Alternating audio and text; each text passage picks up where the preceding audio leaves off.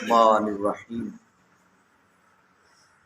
حضرات ذی وقار، اللہ کے فضل، حضور علیہ الصلوۃ والسلام کی نظر رحمت سے مجھے اور آپ کو نماز فجر با جماعت ادا کرنے سے نوازا گیا۔ اللہ پاک ہم سب کی حاضری کو درجہ قبولیت عطا فرمائے۔ الریاض الصالحین کتاب المجاہدہ، حدیث نمبر 15۔ حضرت انس رضی اللہ تعالی عنہ روایت کرتے ہیں کہ میرے چاچا انس بن نصر رضی اللہ تعالی عنہ غزوہ بدر میں کسی بنا پر شرکت نہ کر سکے۔ مجبوری تھی، کوئی عذر تھا جس کی وجہ سے غزوے میں شرکت نہ کر سکے۔ جب غزوہ بدر ہو گیا تو اتنا پچھتاوا ہوا کہ ہر وقت یہ کلمات کہتے تھے کہ میں غزوہ بدر میں تو شریک نہیں ہو سکا، اگر کوئی ایسا مرحلہ آیا، کوئی غزوہ ہوا تو میں اس میں کفار کے ساتھ ایسے لڑوں گا کہ اللہ بھی دیکھے گا۔ کفار کے ساتھ میں ایسے لڑوں گا، اللہ بھی دیکھے گا۔ یہ چھوٹی بات نہیں ہے، بہت بڑی بات ہے۔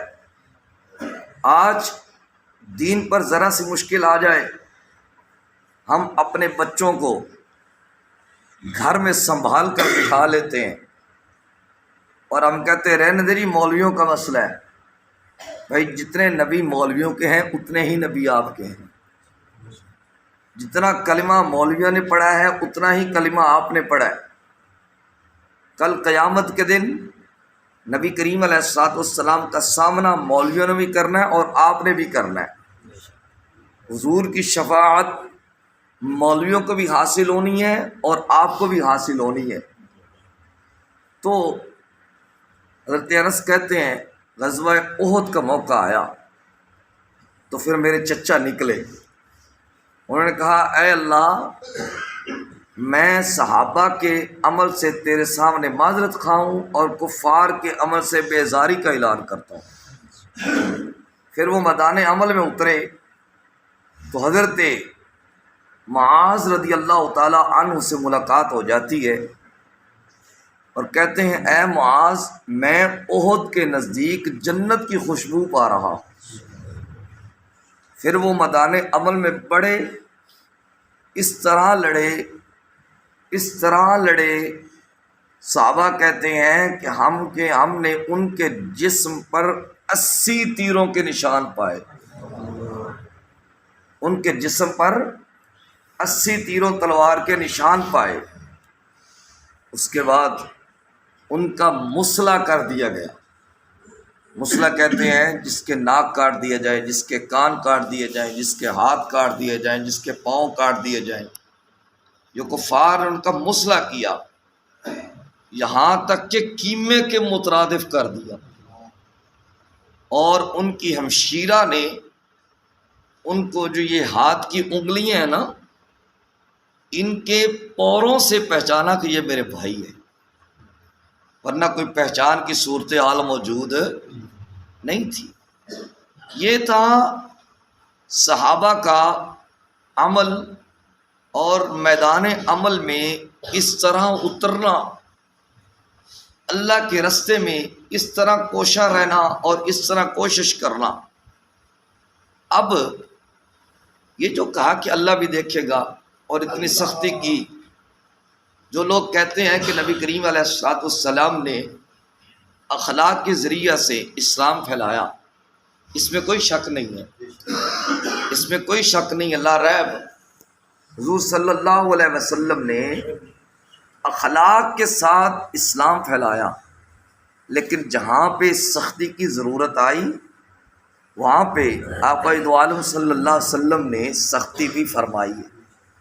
حضور کے اصحاب نے تلوار بھی چلائی ہے اور ایک دن تو نبی کریم علیہ السلام نے جنگ کے موقع پر اس طرح مسلمانوں کا پہرا دیا کہ پہرا دیتے دیتے حضور کی نماز ظہر، نماز عصر اور نماز مغرب تینوں قضا ہو گئی، تینوں نمازیں حضور کی قضا ہو گئیں۔ تو یہ دکھایا گیا ہے، ٹھیک ہے اخلاق کا پہلو بھی مد نظر رہنا چاہیے، لیکن جہاں پہ کوئی اکڑ جائے اور اسلام کے خلاف پوری طرح اتر آئے، پھر اس کے سامنے اخلاقیات سے کام لینے کی ضرورت نہیں ہے۔ اگر کوئی بندہ متکبر ہے تو پھر اس کے سامنے تکبر کیا جائے گا، اس کو دکھلایا جائے گا۔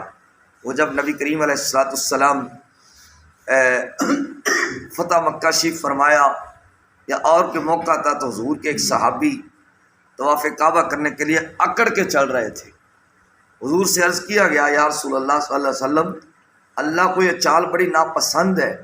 حضور صلی اللہ علیہ وسلم فرمایا واقعتا نہیں، اللہ کو یہ چال بڑی ناپسند ہے مگر اس وقت بڑی پسند آ رہی ہے، اس وقت بڑی پسند آ رہی ہے۔ اس کی کیا وجہ ہے کہ یہ جو چل رہے ہیں ان کی نیت میں تکبر نہیں ہے، ان کی نیت میں یہ ہے کہ یہ کفار کو اپنا دبدبا دکھا رہے ہیں اور اپنا رعب ان پر طاری کر رہے ہیں۔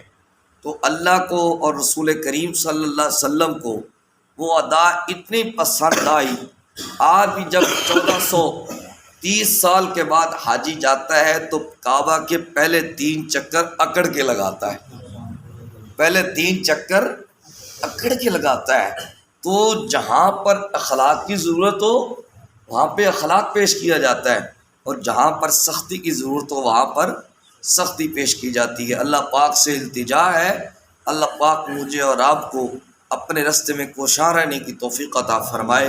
صلی اللہ تعالی علی حبیبہ الاعلی سید الانبیاء محمد وعلی آلہ وصحابہ اجمعین برحمتک یا ارحم الراحمین۔